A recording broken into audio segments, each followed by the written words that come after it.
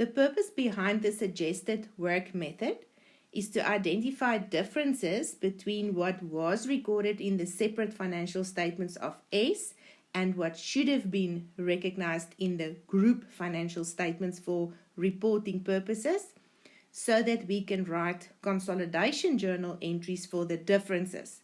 The consolidation journal entries will change what's recorded in the separate TB of S to be what it should be for group statement purposes.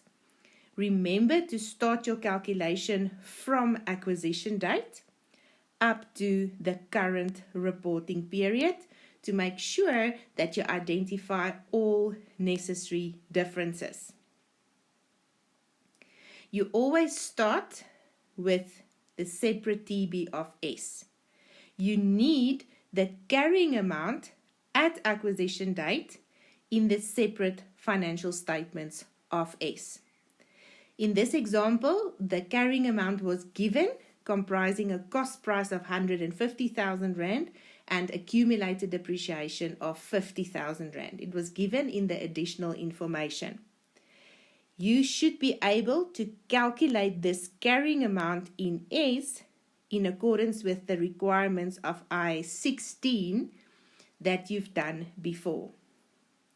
Furthermore, in the separate TB of S, the annual depreciation for X9 was 10,000 Rand and for X10 a further 10,000 Rand.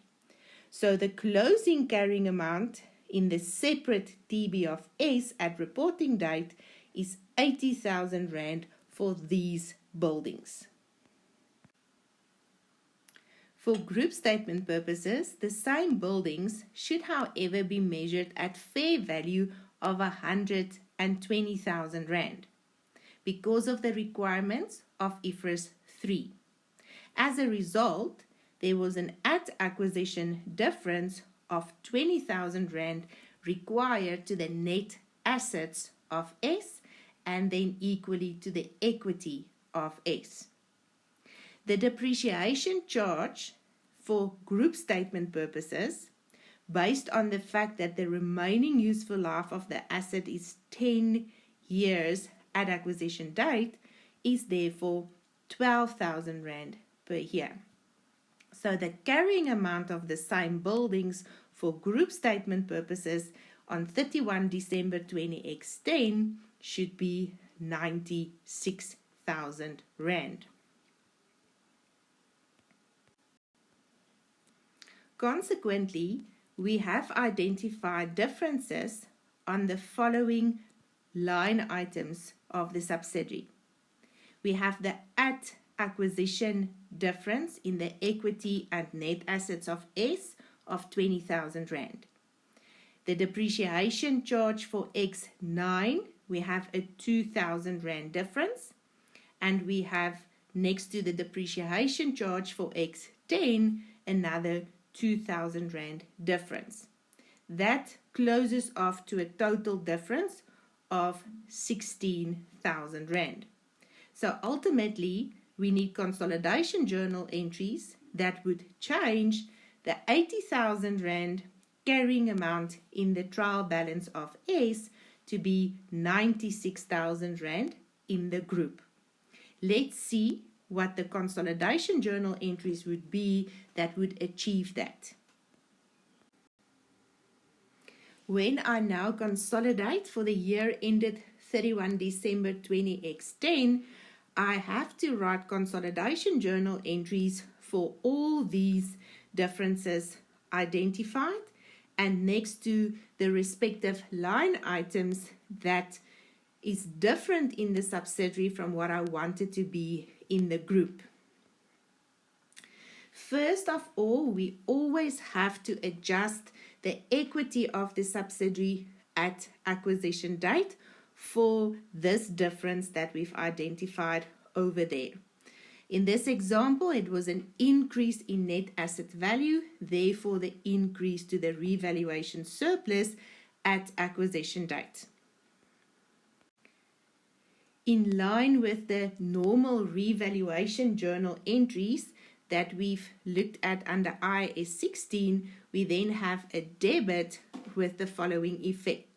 First of all, we have to offset the accumulated depreciation of 50,000 Rand against the gross carrying amount of the asset, and then change the carrying amount of the asset with the net effect. This debit comes from the requirements of IAS 16 if you want to revise it from there. The net effect is that I increase the carrying amount of the buildings by 20,000 Rand, and I create this equity item of 20,000 Rand.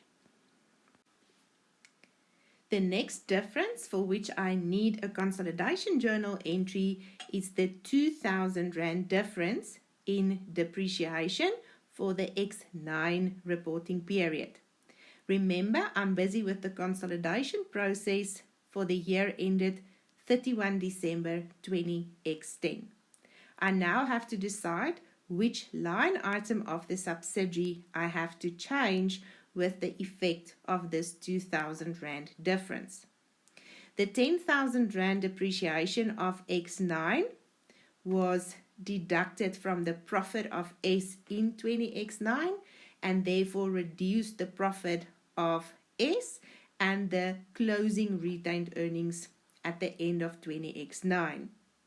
This depreciation expense has therefore moved to opening retained earnings in 20X10. So the line item of S that I would have to change cannot be depreciation, it has to be opening retained earnings. So the consolidation journal entry is as follows: debit retained earnings opening balance of S, credit accumulated depreciation, and this is the effect of the additional depreciation for the prior reporting period. We also need a consolidation journal entry for the 2,000 Rand difference identified in the depreciation of X10. So in my starting point being the trial balance of S, the current year depreciation as part of other expenses is recognized as 10,000 Rand, and I want it to be 12,000 Rand. So the consolidation journal entry that would achieve that adjustment is debit depreciation of S through profit and loss, credit accumulated depreciation. And that is to give effect to the difference in the current year depreciation.